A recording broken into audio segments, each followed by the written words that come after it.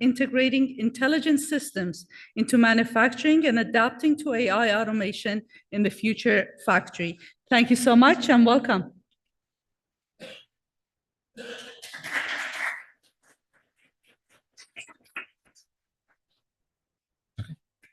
Thank you, Mona, for the introduction. Good afternoon, everyone, both colleagues here in Dune and those of you online.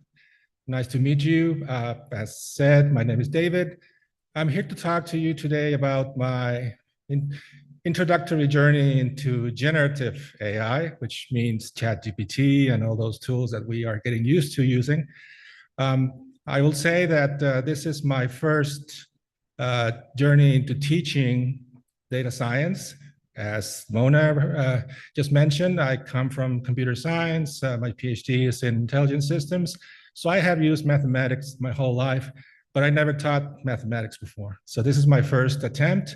And so I'm here to tell you what's happened the past term, which I just finished, of course, and that was my first try at doing more with intelligent systems tools in the classroom, in addition to everything that was given to me at the beginning of the term.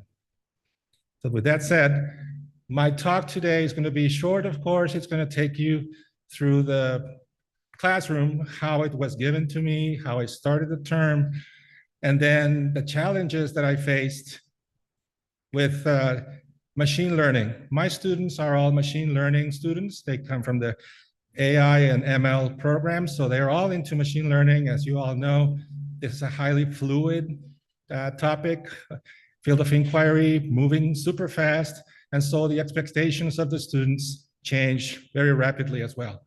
So I had to adjust.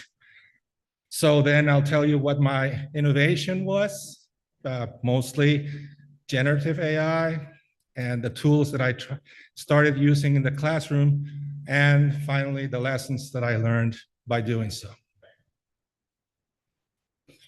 So first I'll tell you what the course was. So Desire to Learn, we have a shell. The professor who came before me, he developed the course. He did a very good job at preparing the content. You can see some examples on the screen. So we have all the usual. We have PowerPoint slides, we have quizzes, we have files.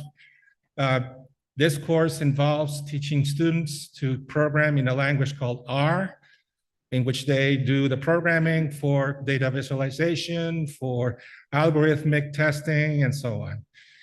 He did a very good job in presenting that material as long with the algorithms themselves and all the theory and some of the mathematics behind.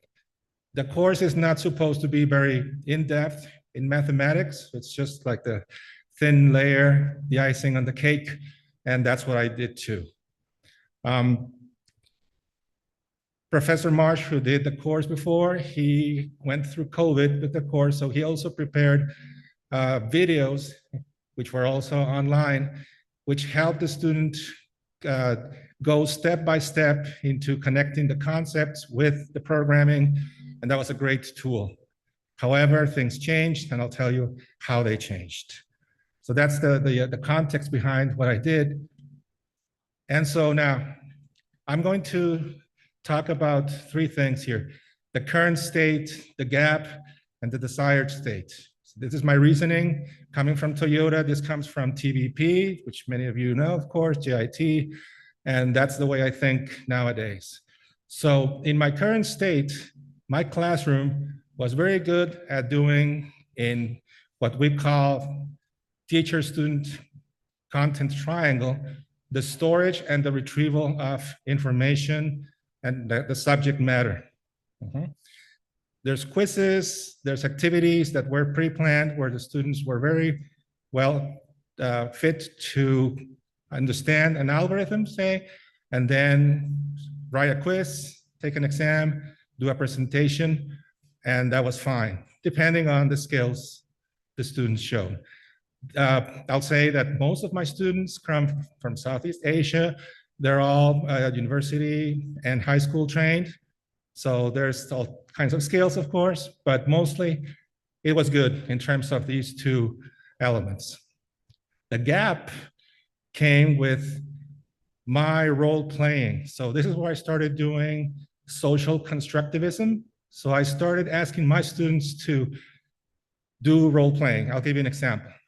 I told my students, we are in a situation where you are applying for a job, and this is the job interview, and I'm your potential employer.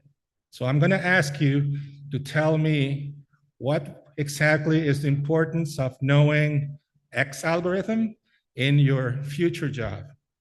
And you have 30 seconds to answer to me. Oops, that's when things started to get bad, right? So the misconceptions, as you all know, are not really knowing how to produce new content out of the information that was acquired through the course. Echoing is a nice way of saying, well, I just say back what I was told. And that sometimes works, sometimes doesn't work, right? So that is the gap. And I started doing activities in class where I came face to face with the notion that my students, for the most part, were unable to tell the employer how was it that they were going to apply an algorithm, or how would they visualize data, or how would they understand the mean, the standard deviation, ANOVA, whatever else, in their own words, right? As an employer would expect them to do. So that was the gap. My desired state for the class would be that they were able to reconstruct. Here I'm talking about Vygotsky's theory of the proximal zone, right? So that space where people are able to make mistakes over and over until they converge to a state where they are okay with what they know, and they're able to transform the knowledge into their own assessment, their own way of presenting it. That was not still, but I would like it to be. There would like it to be a space for that. And even more important, I would like to have my class be a space where this information, this knowledge, this content be of significance to them. Most of my students are coming from overseas. The way they know data analysis, machine learning engineering is quite different from what we do in Canada. And also at the same time, they're all brand new to the country. They're struggling with adapting to the system. So the significance, I want to explore what it means to them. So that was the ideal condition. And then, well, in terms of social constructivism, as I said, let me give you an example of what happens. So now this is a screenshot of week 12, right? So here we are going through the concept of probability, odds, probability.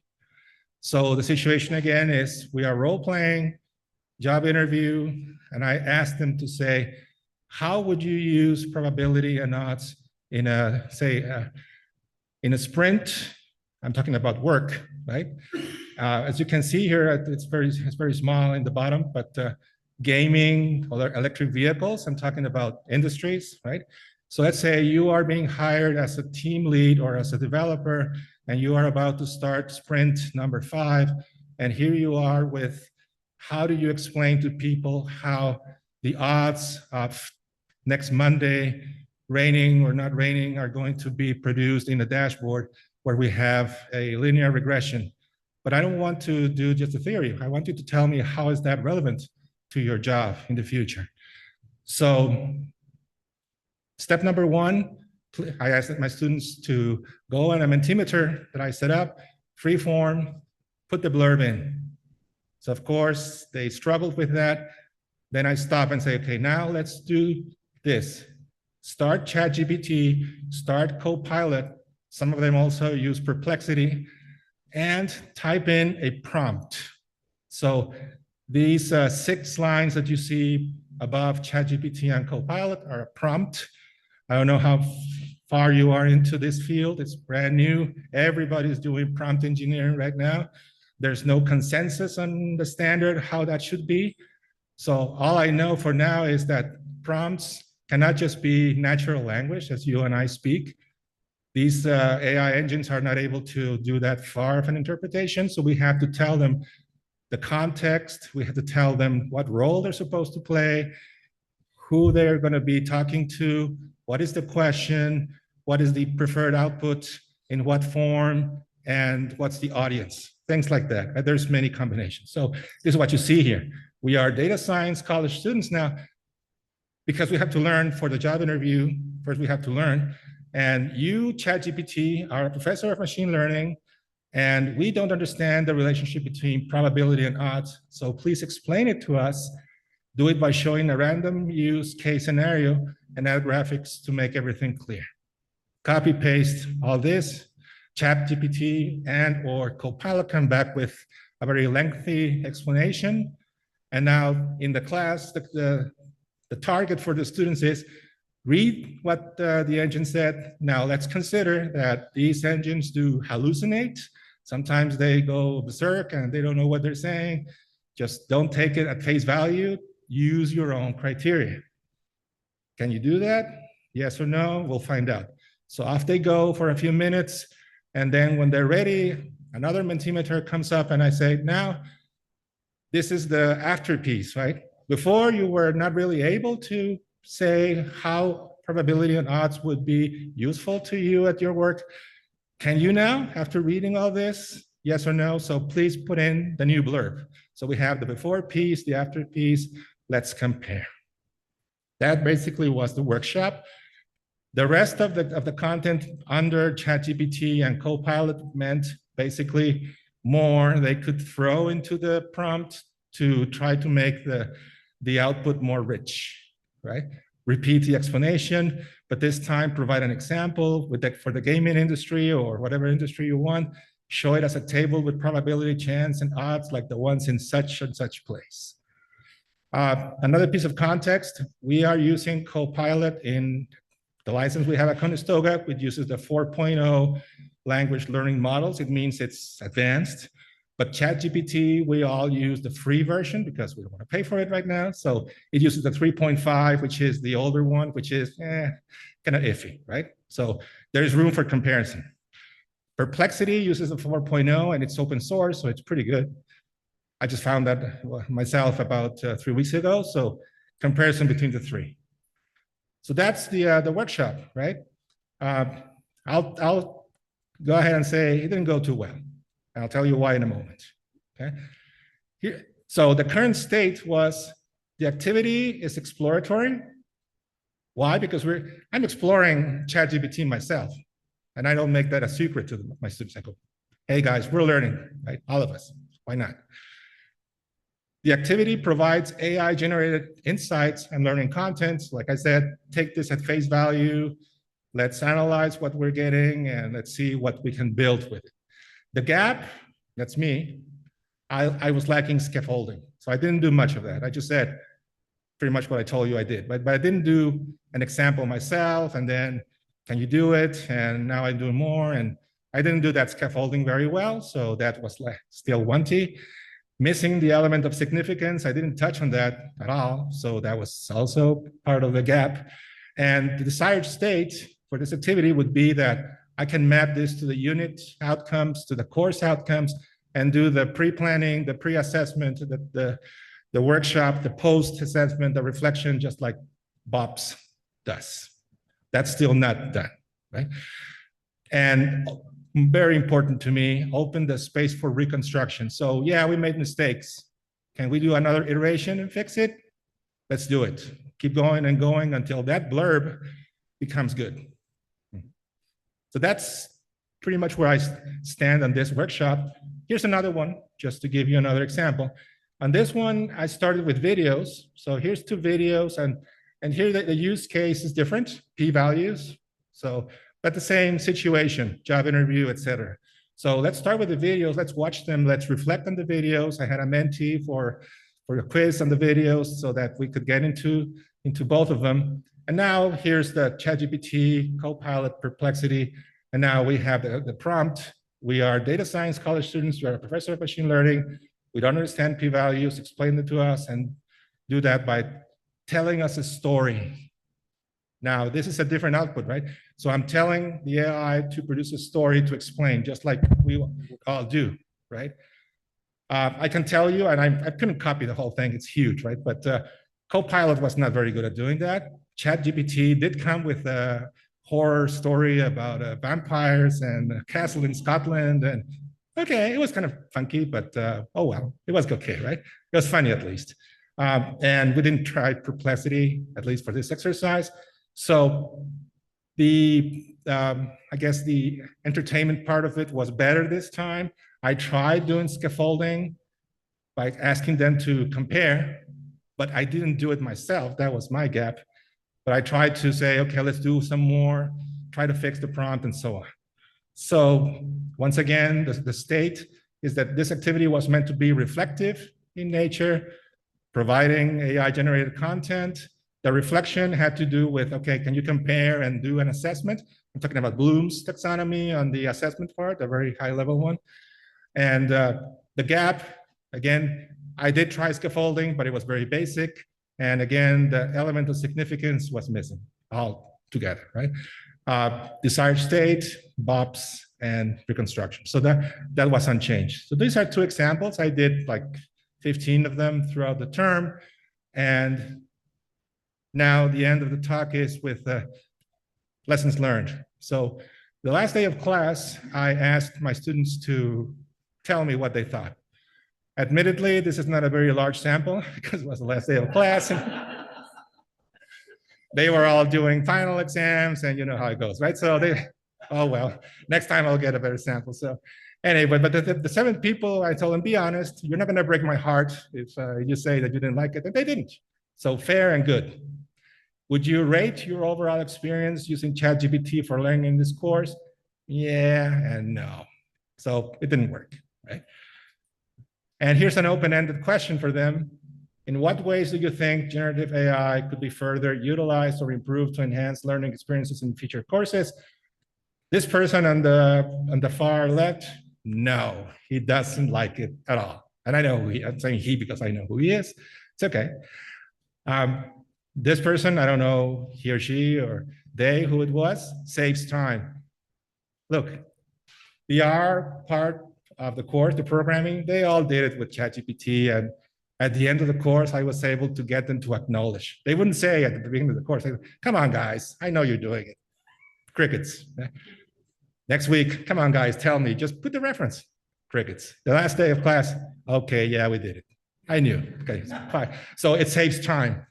So pragmatic, right? I mean, saves time they get through the programming, but then I go, what about understanding what you programmed? Because otherwise, this is no good, right? The person on the far right, I think that if the topics are explained until in the class, it gets easier using ChatGPT to clear any confusion later. However, learning new and complex topics with human instructor makes it hard to understand. So this is good news for me as a professor. This person still wants me as a professor. That's good, right? But well, I had to do a better job, of course. I mean, so, and I'll let you read the rest. Okay, so in summary, pros, the tool seems promising. Cons, I need to do a better job in my learning strategy, teaching learning strategy. So back to the slide where I talked about social constructivism, that's going to be my strategy, but I need to do more, right? And that's what I have. Thank you.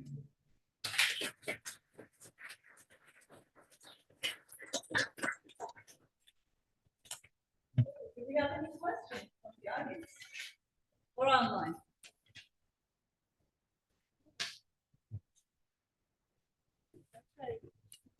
We're beyond this question. Thank you. George has a question, I think. Oh, sorry. Yes. So I love the questions that you asked. You know, you're going to be in a job interview. Mm-hmm. And so how did your students react to that? I mean, because they went through that experience now. Right. So was there any feedback on that? Because to me, it's a really good approach. Yeah. So, but how do they see it? Let me answer here. So the question is how the students reacted to my posing the situation of a job interview. The answer is it sparked expectations. They opened their eyes and yeah, they were interested. I must tell you that I'm using my resume as my backing here because I tell them I was a team lead for 12 years and I've hired numbers and numbers of developers and I've done this and this and that. So I know what I'm talking about, right? So they go, oh, okay, so this is real. Yeah, it is real. So to your question, the first impression was, okay, let's see what's in here. But then as we progressed, then the gaps start to show up and then they go, well, yeah, but I'm not sure if this helped, right? So it was like, it started okay, it went down a little bit and then, well, we still have to recover next time.